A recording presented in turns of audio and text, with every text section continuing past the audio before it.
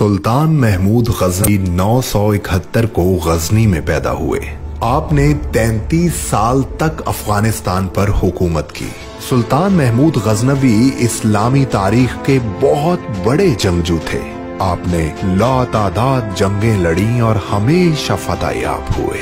सुल्तान महमूद गजनवी को हिंदुस्तान में बुत शिकन के नाम से जाना जाता था, क्योंकि आप जहां जाते हुजूर नबी करीम सल्लल्लाहु अलैहि वसल्लम की सुन्नत के मुताबिक बुत तोड़ते चले जाते।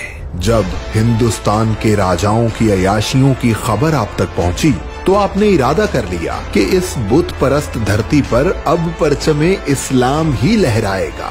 इज्तिमाई नमाज फज्र अदा की गई और खुदा की मदद से एक अजीम लश्कर फतेह हिंद के लिए निकल पड़ा। उधर हिंदुस्तान के पंडितों ने महमूद गजनवी से निपटने के लिए सोमनाथ के मंदिर को अपना मरकज बना लिया। सोमनाथ हिंदुस्तान का सबसे बड़ा और नाकाबिले तस्खीर मंदिर था, जिसकी खिदमत के लिए 2000 गांव वक्फ थे।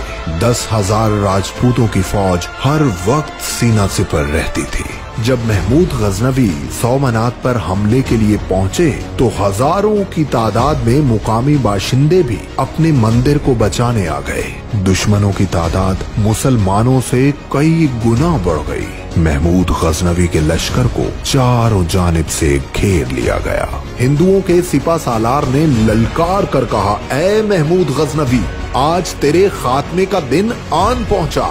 आपने फरमाया, ओ बदबख्त, जिस दीन की सरबुलंदी के लिए यहाँ पहुँचा हूँ उस पर मेरी 1000 जाने कुर्बान। तू अपने मंदिर की खैर मना।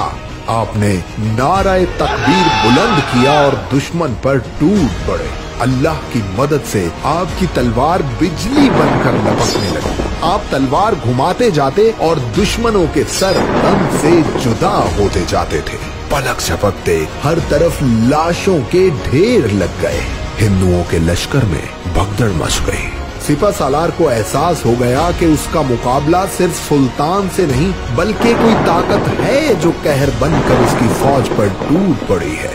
वो जान बचाकर मैदान जंग से भाग खड़ा हुआ और इस जिल्लत की बदौलत उसने आग में कूदकर खुदकुशी कर ली।